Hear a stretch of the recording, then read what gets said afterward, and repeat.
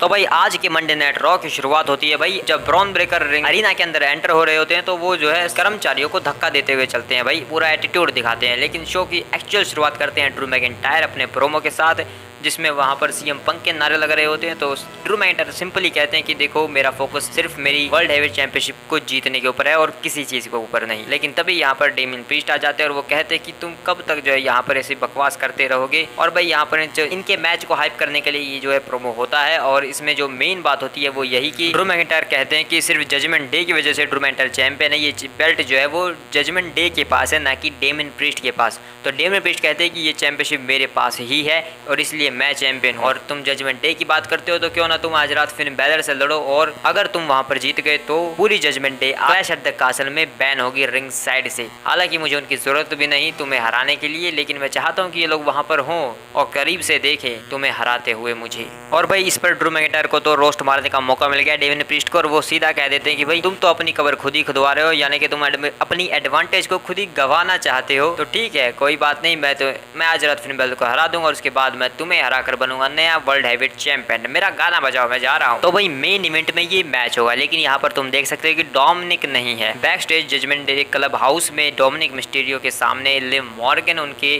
Club house में बैठी होती है एक अलग ही पोजीशन में, और लिव मॉर्गन कहते हैं कि तुम्हें जो है किसी को मामी बुलाने की जरूरत नहीं है, तुम मुझे मेरे पास आओ और तुम मुझे जो चाहो वो बुला सकते हो, क्योंकि तुम्हें किसी मामी की जरूरत नहीं है। और यहाँ पर वही वो एक रूम की चाबी देकर चली जाती हैं डोमिनिक को। उसके बाद जब बाकी के जजमेंट टीम मेंबर्स आकर डोमिनिक से पूछते कि क्या हुआ, डोमिनिक उन्हें सब कुछ बताते कि वो एक चाबी दे के गई है, जिस पर कार्लिटो रिएक्ट करते कि अच्छा ये तो अच्छी बात है, तुम्हें जाना चाहिए ना।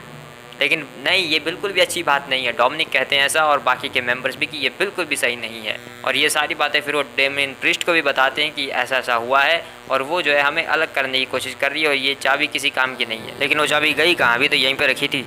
तो भाई वहाँ पर वो जब ये लोग बात कर रहे थे तो वो चाबी अचानक से गायब हो जाती है और अब ये मिस्ट्री बन गई कि वो चाबी किसके पास है फिलहाल के टाइम पर। इसके बाद शो के ऊपर एक 6 मैन टैग टीम मैच होता है। जजमेंट डे के 3 मेंबर लड़ने वाले हैं ब्रॉन स्ट्रोमन और Rey Mysterio and Dragon Lee से। शो के ऊपर ये मैच होता है। ब्रॉन स्ट्रोमन से डर कर भाग रहे होते हैं जेडी मैकडोना इस मैच में। उसके बाद जब ब्रॉन स्ट्रोमन को हॉट टैग देने के लिए जा रहे होते हैं रे मिस्टीरियो, तो जजमेंट डे के मेंबर्स उन्हें नीचे घसीट लेते हैं। लेकिन रे मिस्टीरियो जो है मैच को अकेले ही संभालते हैं। वो जेडी को नीचे फेंक देते हैं रिंग से।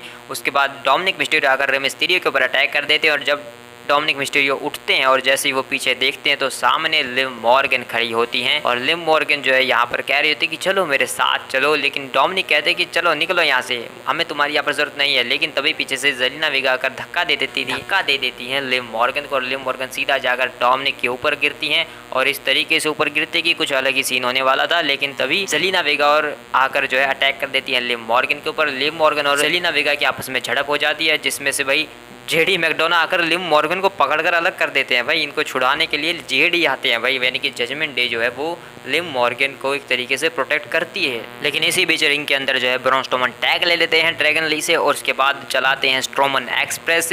पहले डोमिनिक को लगती है वो, उसके बाद जेडी को लगती है भाई वो धक्का, और उसके बाद कार्लिटो को भी वो स्ट्रोमन एक्सप्रेस का मजा चखाते हैं। उसके बाद कार्लिटो को रिंग के अंदर ले जाते हैं क्योंकि उनके पास टैग है, उसे मसल देते हैं वहाँ पर और फिर एक पावर स्लैम लगाते हैं और ड्रैगन ली को टैग देने के बाद एक स्प्लैश देखने को मिलता है जो ब्रॉन स्ट्रोमन के कंधे से मारते हैं ड्रैगन ली मैच में, और उसके बाद विन होता है 1-2-3। जजमेंट डे इस मैच को हार जाती है और Dragon Lee, Rey Mysterio, Braun Strowman इस मैच को जीत जाते हैं। जहाँ पर भाई एक फनी मूवमेंट भी होता है जब कार्लिटो वहाँ पर लेटे होते हैं इन पर, तो रे मिस्टीरियो आकर उसे एक ड्रॉप किक के जरिए नीचे फेंक देते हैं, जिसे देखकर जेडी डर जाता है। लेकिन जेडी जाते वक्त कहता है कि आज जो भी कुछ हुआ वहाँ पर जिस तरीके से वो लेटी हुई थी तुम्हारे ऊपर, तो इसके ऊपर मामी क्या कहेगी। तो डॉम कहते हैं कि मैं क्या करूं, मामी क्या कहेगी, मैं नहीं जानता वहां पर क्या हो रहा था। इसके बाद ये सब जो है बैक स्टेज में जजमेंट डे क्लब हाउस में मिलते हैं और इस क्लब हाउस में भाई एक टॉय के ऊपर मेरी नज़र बहुत जा रही थी, वो जो रे मिस्टीरियो को इन्होंने सूली के ऊपर टांग रखा है, यानी कि उसका जजमेंट जो करना है इन्हें भाई। लेकिन यहाँ पर उस चाबी के बारे में बातें हो रही थी जो कि डोमिनिक खुद निकाल लेते हैं भाई अपनी पॉकेट से कि मेरे पास है।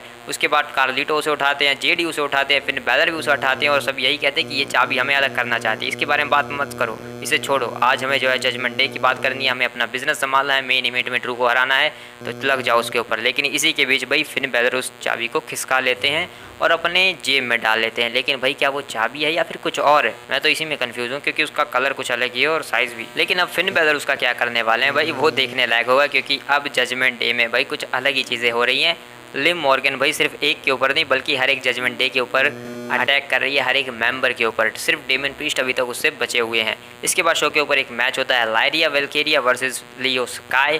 काफ़ी बढ़िया मैच होता है भाई दोनों के बीच। जब लायरिया वेल्केरिया अपना फिनिशर दे देती है तो यहाँ पर डैमेज कंट्रोल के जो बाकी सदस्य हैं वो काफ़ी चालाकी से जो स्पिन को ब्रेक करवा देते हैं, जिसके ऊपर रेफरी का ध्यान बिल्कुल नहीं जाता है। तो लायरिया वेल्केरिया यहाँ पर डैमेज कंट्रोल के बाकी सदस्यों के ऊपर एक सुसाइड डाइव लगाती है, रिंग के अंदर जाती है, अपना टॉप रोप से छलांग लगाने के लिए जाती हैं, लेकिन ईओ स्काई आकर उन्हें नीचे डाल देती है। उसके बाद लगती है नी स्ट्राइक्स और फिर होता है जीनियस ऑफ द स्काई होता है जब वो अपना फिनिशर लगाने के लिए जाती हैं। तो भाई मुझे लिटरली लगा था कि यहाँ पर मैच खत्म होने वाला है, लेकिन नहीं होता है।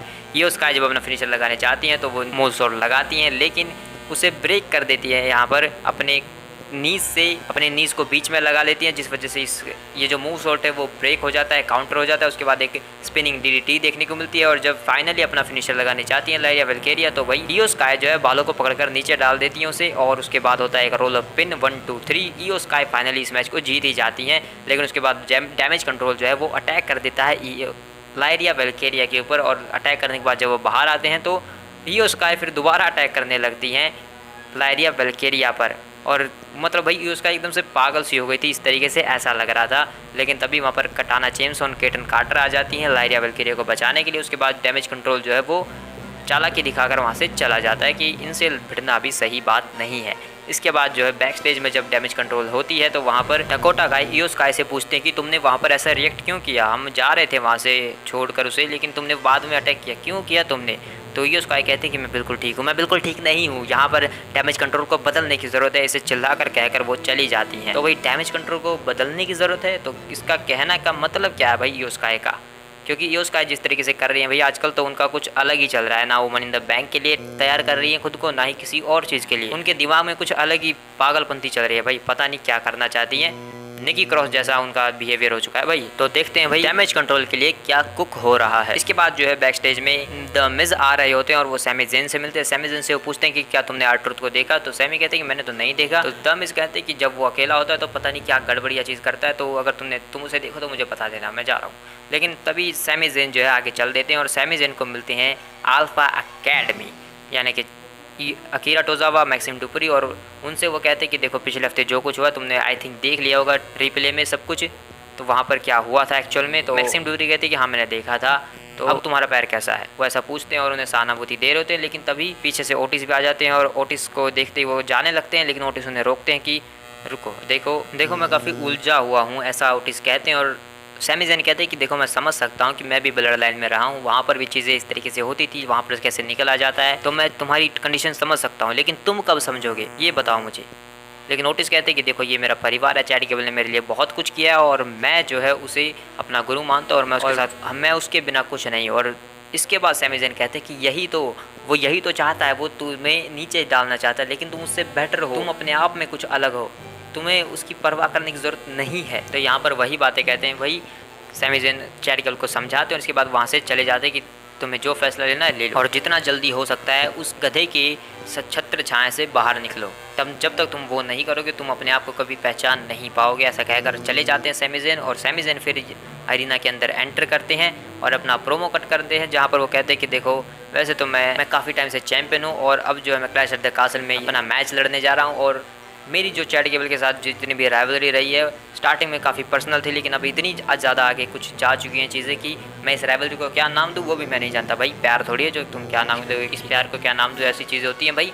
तो ये इस राइवलरी को भी कुछ नाम देना चाहते हैं, लेकिन तभी यहाँ पर चैट केबल आ जाते हैं और कहते हैं कि तुम यहाँ पर वही कर रहे हो, फिर से सिंपैथी लेना चाहते हो लोगों की और वही बकवास बात है। यहाँ पर यूसक के नारे भी लगते हैं। तुम कहते हो कि अल्फा अकेडमी को तुम जाकर जो है बार बार यहाँ पर उन्हें मेरे खिलाफ भड़काने की कोशिश करते हो, लेकिन जब तुम देख लेना जब वो मेरा साथ देंगे और मैं तुम्हारा नया इंटरकॉन्टिनेंटल चैंपियन बनूंगा। और सैमी ज़ेन कहते हैं कि साथ देंगे, वो तो खुश भी नहीं है तुम्हारे साथ। हाँ, और इस बात के ऊपर भाई चैट केबल का जो रिएक्शन होता है वो बार बार जो है अकीरा को, मैक्सिम को, रोटिस को ज़्यादा कहते हैं कि तुम हंस नहीं रहे हो, हंसो हंसो। और सैमी ज़ेन कहते हैं कि तुम उन्हें बस अपने पीछे रखते हो, अपने आप से मनमानी करवाते हो, तुम्हें घटिया लीडर हो। और चैट केबल कहते हैं कि तुम चुप करो, अपने बोलती को बंद रखो, क्यों वैसे भी अभी मैं तुम्हारे ऊपर ओटिस को छोड़ने वाला हूँ। मेरा ओटिस जिसे मैंने बनाया, मैंने ट्रेन किया, मैं उसे तुम्हारे ऊपर छोड़ने वाला हूँ और वो तुम्हारी धज्जियाँ उड़ा देगा। उसके बाद शो के ऊपर मैच होता है भाई, बहुत छोटा मैच होता है। पूरे मैच में भाई चैट केबल जो है वो रिंग साइड पर खड़े होकर अपना भाषण झाड़ रहे होते और कह रहे होते, ओटिस को कह रहे होते कि ये करो वो करो। तो लास्ट में भाई ओटिस उसकी बात सुन रहे होते हैं कॉर्नर के साइड पर, लेकिन जैसे ही वो नीचे उतरते हैं सैमी ज़ेन मौके का फायदा उठाकर वहां पर हलवा किक लगा देते हैं ओटिस को और पिन होता है 1-2-3। मैच को सैमी ज़ेन जीत जाते हैं, लेकिन तभी चैट गेबल आकर अटैक कर देते हैं सीधा सैमी ज़ेन के ऊपर। वहां पर मैक्सिम डुपरी और कीरा जो है ओटिस को देख रहे होते हैं, लेकिन चैट गेबल उन्हें कहते हैं कि यहाँ से निकलो, रिंग से बाहर निकलो। और ओटिस उसे लात मारकर कहते हैं कि भाई ओटिस उठ, चल इसके ऊपर अटैक कर। लेकिन ओटिस यहाँ पर अटैक नहीं करते हैं फिर से भाई। और उसके बाद यहाँ पर फिर से भाई वही चीज़ें होती हैं, ओटिस को झापड़ लगते हैं, दो एक धक्का लगता है। यहाँ पर ओटिस की पूरी तरीके से बेइज्जती करते हैं, पूरी तरीके से एम्बैरेस करते हैं ओटिस को, जिसके बाद ओटिस जो है पूरा एनर्जी में आ जाते हैं और पूरा रीने को लगता है कि ले भाई आज तो ओटिस जो है चैट गेबल को बजाने वाला। लेकिन वो भाग कर जब जाते हैं तो वो जाकर सीधा सैमी ज़ेन के ऊपर ही अटैक करते हैं और सैमी ज़ेन को यहाँ पर वर्ल्ड स्ट्रॉन्गेस्ट स्लैम भी लगाते हैं। और उसके बाद जब चैट गेबल उसके पास आते हैं तो यहाँ पर भाई टर्न हमें देखने को मिलता है। ओटिस जो है वो सीधा फेस टू फेस खड़े हो जाते हैं चैट गेबल के और चैट गेबल पूरी तरीके से डर जाते हैं, क्योंकि ओटिस भाई बहुत गुस्से में लग रहे थे और चैट गेबल भाई भीख मांगने लगते हैं कि मुझे मत मारो, मुझे मत मारो। लेकिन ओटिस जो है अपना हाथ कर देते हैं भाई मारने के लिए, लेकिन उसके बाद वो कुछ सोचते हैं और चले जाते हैं। रिंग को छोड़कर वो अटैक नहीं करते हैं चैट गेबल के ऊपर। तो भाई बहुत चीज़ें कुक हो रही हैं क्लैश एट द कासल के लिए, उसके बारे में अगली वीडियो में हम ज़रूर बात करेंगे, क्योंकि वो प्रेडिक्शन विनर वीडियो होने वाली है तो उसमें ज़रूर बात करेंगे। इसके बाद भाई बैक स्टेज में द मिज जो है ट्रुथ को ढूंढ रहे होते हैं। वो सोनिया डेविल और बाकी सबसे पूछते हैं कि ट्रुथ कहाँ है, लेकिन फाइनली उन्हें ट्रुथ एक कमरे से निकलते हुए मिलते हैं और ट्रुथ बताते हैं कि मैंने यहाँ पर जादू टोना देखा, हमने अपना भविष्य मैंने अपना पता कर लिया है, तुम्हारा भी पता किया है। और द मिज कहते हैं कि मुझे इन सब पर यकीन नहीं, लेकिन तभी स्कारलेट निकलती है और अब पता चला भाई कौन सा टोना टोटका किया है भाई। लेकिन ये टोटका करके भाई उन्हें मिल चुका है एक चैंपियनशिप मैच, यानी कि AOP को, जिसे भाई APA कह रहे थे आर ट्रुथ। ऑसम ट्रुथ जो है शो के ऊपर आते हैं, उनका मैच होता है ऑथर्स ऑफ पेन के अगेंस्ट, जहां पर शो मैच स्टार्ट होने से पहले कैरियन क्रॉस जो है इंटरव्यू के दौरान कहते हैं कि न्यू डे तुम इस मैच को काफ़ी अच्छे से देखना और ज़ेवियर वुड्स तुम्हें पता चल ही जाएगा कि क्यों तुम्हें यहाँ पर होना चाहिए वहाँ पर नहीं। और स्कारलेट कहती हैं कि अगर तुम हमारे साथ होगे तो हम तुम्हें कुंफी की तरह छोड़कर तो नहीं जाएंगे मैच के दौरान। उसके बाद शो के ऊपर ये मैच होता है। ऑब्वियसली भाई मिज तो AOP से पिटते ही हैं, लेकिन जब आर ट्रुथ को टैग मिलता है तो उसमें उनके अंदर जॉन सीना की आत्मा घुसी जाती है। दो शोल्डर टैकल्स लगाते हैं, उसके बाद जो है अपना स्लैम लगाते हैं भाई जॉन सीना वाला।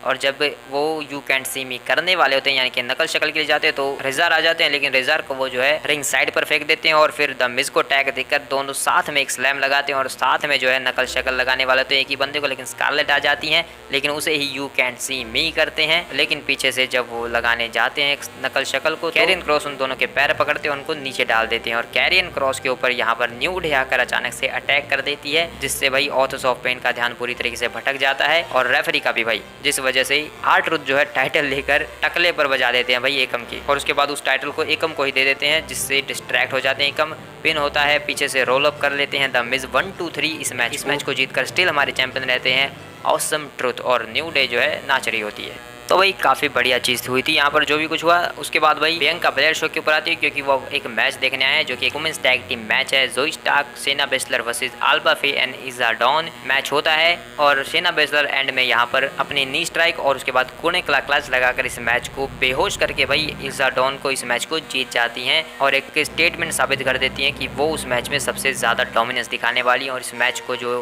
क्लैश एट द कासल में होने वाला है उसे हाइप किया जाता है इस तरीके से। इसके बाद बैक स्टेज में अल्जा ड्रैगनोवा जो है रिकोशिट को समझा रहे होते कि ब्रॉन ब्रेकर बहुत बड़ी चीज़ है, वो यहाँ पर नहीं, वो यहाँ पर आता है, वो मॉन्स्टर्स में उसके पास जो ब्रूटलिटी है वो कुछ होते हैं जो ब्रूटल होते हैं, ये ब्रॉन ब्रेकर उससे भी ऊपर है। तो रिकोशिट कहते हैं कि हाँ ठीक है तुम उसे संभालो, उसके बाद हम दोनों अपना बिजनेस। इसके बाद भाई एक हाइप क्लिप भी दिखाई जाती है जिसमें भाई पावरफुल इंटेंस पावरफुल बैडएस, यानी कि भाई हमारे जो बुरी गांड वाला कुत्ता यानी कि भाई बैडेस्ट डॉग ब्रॉन ब्रेकर जो है वो शो के ऊपर आते हैं। उनका मैच होता है अल्जा ड्रैगनोवा के साथ और भाई क्या मैसिव मैच होता है। ऑब्वियसली भाई अल्जा ड्रैगनोवा है और ब्रॉन ब्रेकर है भाई ऊपर से, तो कितना बड़ा मैच ये हो सकता है तुम सोच ही सकते हो। तो उसी तरीके का एक शानदार मैच होता है और पहली बार भाई ब्रॉन ब्रेकर को इस तरीके से पिटते हुए देखता हूँ।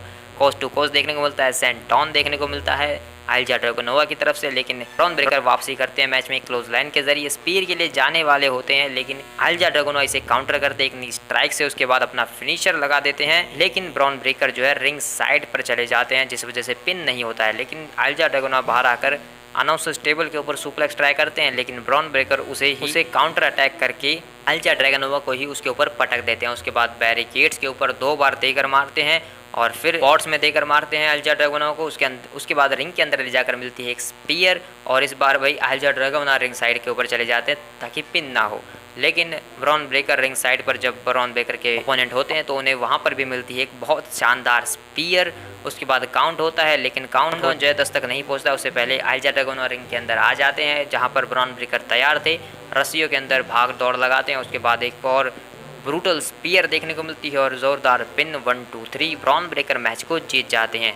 लेकिन फिर उन्हें कुछ दिखता है, आइल्जा ड्रैगोनोवा भाई बैरिकेड के सामने जाकर बैठ चुके हैं और भाई किसी स्पीयर मारने वाले बंदे के सामने तुम्हें ऐसा नहीं करना चाहिए कि तुम बैरिकेड के पास चले जाओ। उसके बाद भाई उसके दिमाग में वो चीज़ आ ही जाती है। तो ब्रॉन ब्रेकर यहाँ पर बैरिकेड के ऊपर स्पीयर लगाने जाते हैं, लेकिन रिकोशेट आकर जो है इस बार आइल्जा ड्रैगोनोवा को बचा लेते हैं और ब्रॉन ब्रेकर को बैरिकेड्स के पार फेंक देते हैं। और फिर आइल्जा ड्रैगोनोवा को वो बैक स्टेज में लेकर चले जाते हैं जहाँ पर वो जब लंगड़ी लूली हालत में जा रहे होते हैं तो ब्रॉन ब्रेकर भाई यहाँ पर भी आकर अटैक कर देते हैं। आइल्जा ड्रैगोनोवा को एक स्पीयर लगती है, रिकोशेट जो है ब्रॉन ब्रेकर के ऊपर अटैक करते हैं, लेकिन ब्रॉन ब्रेकर यहाँ पर पलटवार करते हैं, ट्रकों के ऊपर देकर मारते हैं भाई रिकोशेट को बुरी तरीके से। उसके बाद कार के ऊपर भी देकर मारते हैं। उसके बाद फिर से रिकोशेट को उठाते हैं और इस बार हल्क होगन के ट्रक के ऊपर फेंक देते हैं। और उसके बाद यहाँ पर भी नहीं रुकते हैं ब्रॉन ब्रेकर भाई, ब्रॉन ब्रेकर उसे एक टॉप पर लेकर जाते हैं भाई, ट्रक के ऊपर चढ़ कर जाते हैं और वहाँ पर एक स्लैम लगाते हैं, यानी कि पावर स्लैम, वो भी कार के शीशों के ऊपर। और इस तरीके से भाई वो बुरी तरीके से डिस्ट्रॉय कर देते हैं यहाँ पर रिकोशेट को। रिकोशेट जिस तरीके से चिल्ला रहे थे, सेल कर रहे थे भाई, ऐसा लगा कि भाई सच में टूट फूट गए हैं। समांथा ये सब देख रही होती हैं तो वो बैक स्टेज में आती हैं और रिकोशेट को मेडिकल यानी कि भाई एम्बुलेंस में बिठाकर हॉस्पिटल लेकर चले जाते हैं। यहाँ से ऑफिशियल्स और समांथा एवरेन भी वहाँ से जा चुकी हैं भाई। तो अब अनाउंसर कौन करेगा भाई, पहले ये बात बाद में करेंगे। लेकिन भाई ये रिकोशेट, ऐसी रिपोर्ट्स आई कि भाई ये जो रिकोशेट का है आखिरी मंडे नाइट रॉ का टेलीविजन हमें अपीयरेंस देखने को मिली है। इसके बाद जो है रिकोशेट हमें शो के ऊपर देखने को नहीं मिलेंगे, क्योंकि ऑब्वियसली उनका कॉन्ट्रैक्ट भी एक्सपायर हो चुका है। कॉन्ट्रैक्ट तो उनके पास है, लेकिन अब कोई भी एडवर्टाइज नहीं है वो आगे के लिए, और ये जो है उनकी फाइनल अपीयरेंस थी। तो यानी कि भाई एक तरीके से गुड बाय रिकोशेट हो चुका है। और भाई रिकोशेट के साथ जो हुआ, मुझे वो सेम चीज़ वो लग रही है जो डीन एमरोज के साथ हुआ था। उनके साथ भी कुछ ऐसा ही हुआ था जब उनका फाइनल शो था, तो बॉबी लैशली ने अटैक किया था भाई, और उसके बाद भाई उन्हें जो है हमें वो कभी जो है मंडे नाइट रॉ के ऊपर देखने को नहीं मिली। और सेम ही रिकोशेट के साथ हुआ है भाई, ब्रॉन ब्रेकर ने बुरी तरीके से अटैक किया है। अब जो है वो छोड़कर जा चुके हैं WWE को। और भाई क्योंकि डीन के साथ भाई उनकी जो वाइफ है वो भी चली गई थी बाद में छोड़कर, तो भाई कहीं समांथा भी ना चली जाए। तो ये भाई बहुत बड़ा डर है लोगों को कि कहीं समांथा भी जो है रिकोशेट के साथ ही ना चली जाए, क्योंकि ये बहुत हद तक पॉसिबल है कि रिकोशेट ने WWE के साथ कॉन्ट्रैक्ट रिन्यू नहीं किया, क्योंकि वो AEW के ऊपर जा रहे हैं। तो ये सब बातें हम बाद में ज़रूर करेंगे भाई, देखते हैं क्या होगा। रिकोशेट रिन्यू करके वापस आएंगे WWE में, या फिर वो AEW जाने वाले हैं, और समांथा का भाई क्या होने वाला है तो देखेंगे भाई। आई होप सब कुछ ठीक ही हो। इसके बाद शो के ऊपर हमें जो है लुडविक केजर की एक क्लिप देखने को मिलती है, जिसमें वो कहते हैं कि मैं कोई साइड किक नहीं हूँ, मैं गुंथर के साथ रहता हूँ, और मैंने जो है शेमस के साथ जो कुछ किया मैं इसी तरीके से सबको एलिमिनेट करता हूँ। मैंने अपने दोस्त को एलिमिनेट किया, मैंने शेमस को एलिमिनेट किया, न्यू डे को एलिमिनेट किया, और अब मैं जो है money in the bank winner बनूंगा। उसके बाद मुझे कोई भी अंडर एस्टिमेट नहीं करेगा, और शेमस तो बिल्कुल भी नहीं। तो भाई वो मनी इन द बैंक के लिए खुद को ऑफिशियल कर रहे हैं एक तरीके। इसके बाद मेन इवेंट का टाइम आ चुका है, तो भाई ड्रू मैकिंटायर के ऊपर कैमरा जाता है और ड्रू मैकिंटायर के सामने यहाँ पर शेमस आ जाते हैं, और शेमस कहते हैं कि तुम्हारे पास बहुत अच्छा मौका है, तुम चैंपियन बन सकते हो, अब कहीं पर भी अपना ध्यान मत भटकाना। लेकिन ड्रू कहते हैं कि हाँ ठीक है वो सब तो, लेकिन तुम्हारा बताओ, तुम यार क्या चल रहा है। लुडविक ने तुम्हें पिछली बार धो दिया बुरी तरीके से, तो क्या कर रहे हो तुम। तो शेमस कहते हैं कि देखो मेरा प्लान सिंपल है, मैं मनी इन द बैंक में जाऊंगा, money in the bank winner बनूंगा, वहीं पर मैं लुडविक को भी धो दूंगा बुरी तरीके से। और ड्रू मैकिंटायर कहते हैं कि अच्छा ठीक है, तुम money in the bank winner बनने वाले हो तो ठीक है, जब तुम उसे जीत जाओ और उसके बाद जब तुम कैच इन करने आओ तो मुझे बता देना, क्योंकि वहाँ पर चैंपियन तो मैं ही होने वाला हूँ। तो एक दोस्त के नज़रिए से तुम मुझे बता देना कि तुम कैश इन करने वाले हो, ठीक है ना। तो शेमस कहते हैं कि अच्छा ठीक है, बैंगर करेंगे हम दोनों मिलकर WWE में, बैंगर बैंगर बैंगर, ऐसा नाच कूद के भाई यहाँ से शेमस चले जाते हैं। उसके बाद शो के ऊपर मेन इवेंट में ड्रू मैकिंटायर एंट्रेंस करते हैं अपने, उसके बाद फिन बैलर भी आते हैं। लेकिन भाई समानता तो है नहीं, तो अनाउंसमेंट कौन कर रहा है, तो अनाउंसमेंट भाई पैट मैकफी कर रहे थे। और भाई अनाउंसमेंट जो पैट मैकफी की थी वो काफ़ी फ़नी भी थी और काफ़ी अच्छी भी थी भाई। वो जो है ड्रू मैकिंटायर को काफ़ी बेहतरीन तरीके से अनाउंस करते हैं। उसके बाद फिन बैलर को भाई वो 0% फैट वाला बताते हैं, तो मतलब उनकी जो अनाउंसमेंट थी उसमें काफ़ी मज़ा आया। लेकिन भाई परमानेंट तो नहीं देखना चाहेंगे हम इन्हें, समानता ही बेटर है भाई। इसके बाद शो के ऊपर मेन इवेंट में ये मैच होता है, Drew McIntyre versus Finn Balor का मैच स्टार्ट होता है, जिसमें रिंग साइड पर अनाउंसर्स टेबल के पास हमें जो है एक overhead belly to belly suplex देखने को मिलता है ड्रू मैकिंटायर की तरफ से। रिंग के अंदर जाकर क्लोज लाइंस की बारिश, उसके बाद फिर से overhead belly to belly suplexes Drew McIntyre की तरफ से, एक नेक ब्रेकर, उसके बाद किक अप, फिर ड्रू मैकिंटायर जाते हैं क्लेमोर के लिए, लेकिन यहाँ पर पलटवार करते हैं फिन बैलर। स्लिंग ब्लेड लगाते हैं। उसके बाद रिंग साइड पर भी फिन बैलर की तरफ से एक शानदार डाइव और रिंग के अंदर आने के बाद दो भाई एक नहीं दो शॉटगन ड्रॉप किक्स। उसके बाद जब वो टॉप रोप पर चढ़ते हैं कूदने के लिए तो वहां पर मिलता है उन्हें एक हेडबट यानी कि क्लैस्को हेडबट, उसके बाद एक सुप्लेक्स और उसके बाद मिलता है एक फ्यूचर शॉक DDT और यहाँ पर फिर से कीप अप। इस बार ड्रू मैकिंटायर फाइनली क्लेमोर के लिए जाने वाले थे, लेकिन तभी यहाँ पर डेमियन प्रीस्ट आ जाते हैं, एप्रन पर चढ़ जाते हैं और रेफरी का ध्यान भटक चुका है। यहाँ पर बाकी के मेंबर्स भी आते हैं। ड्रू मैकिंटायर कार्लिटो को हेडबट लगाकर रिंग के अंदर आने का मौका ही नहीं देते। जेडी को खुद ही रिंग के अंदर लेकर आते हैं और एक क्लेमोर बजाते हैं, जिसका फायदा उठाकर भाई पिन करते हैं। यहाँ पर रोल अप पिन कर देते हैं फिन बैलर, लेकिन उसका होता है किक आउट। उसके बाद मिलती है एक स्लिंग ब्लेड फिन बैलर की तरफ से और यहाँ पर फिर एक और शॉटगन ड्रॉप किक। और जब यहाँ पर फाइनल में फिनिशर लगाने को करा के लिए जाते हैं फिन बैलर तो ड्रू मैकिंटायर नीचे से हटते हैं और फिर लगाते हैं क्लेमोर किक फिन बैलर के चेहरे पर और उसके बाद होता है पिन 1 2 3। ड्रू मैकिंटायर मैच को जीत चुके हैं। जजमेंट डे जो है क्लैश एट द कासल के लिए बैन हो चुकी है रिंग साइड से और Drew McIntyre versus Damien priest का हमें शानदार फेस ऑफ देखने को मिलता है एंड में वर्ल्ड हेवीवेट चैंपियनशिप के साथ और इसी के साथ शो जो है खत्म हो जाता है। तो भाई शो तो काफ़ी बढ़िया था, देखने लायक था और भाई ऑब्वियसली सेथ रॉलिंस को तो हम मिस कर ही रहे हैं, लेकिन कोडी रोड्स भाई वो NXT पर जाने वाले हैं। भाई ये क्या करने वाला है NXT पर, मतलब भाई NXT को भी बोरिंग बनाने जा रहा है शायद, छोड़ो। वेल हमें शो के ऊपर एक QR कोड भी देखने को मिलता है और उस QR कोड को स्कैन करने के बाद वहाँ पर एक टाइमर चला हुआ है। तो इस टाइमर जब ये खत्म हो जाएगा तो मैं देखूंगा जाकर क्या ये टाइमर वैसा ही है या फिर कुछ आएगा वहाँ पर। लेकिन इस टाइमर के नीचे भाई जो एक सिंबल होता है उसके ऊपर क्लिक करोगे तो तुम्हें एक पेज खुलेगा जहाँ पर सारे के सारे जो जितने भी आज तक हमें टीज देखने को मिले हैं वो सारे एक साथ इंक्लूड हैं। तो अब तो भाई शायद ये एक ही चीज़ की तरफ हिंट करते हैं कि ख़त्म हो चुका है सब कुछ। और जब भी हमें लगता है कि यहाँ पर सब खत्म हो चुका है, अब जो है अंकल हाउडी आने वाले हैं इस PPV में, लिखते हैं कि ऐसा कभी कुछ नहीं होता है। तो भाई इस बार भी देखते आएंगे या नहीं, या फिर से ये टीजर्स चलने। तो भाई इसके बाद तो सीधा स्मैकडाउन और क्लैश एट द कासल होने वाला है। तो उसकी वीडियो भी जो है प्रेडिक्शन विनर वीडियो जो है क्लैश एट द कासल की, वो तुम्हें कुछ ही घंटों बाद देखने को मिल जाएगी चैनल पर। तो सब्सक्राइब मार लो और मिलते हैं किसी और वीडियो में, तब तक के लिए बाय बाय।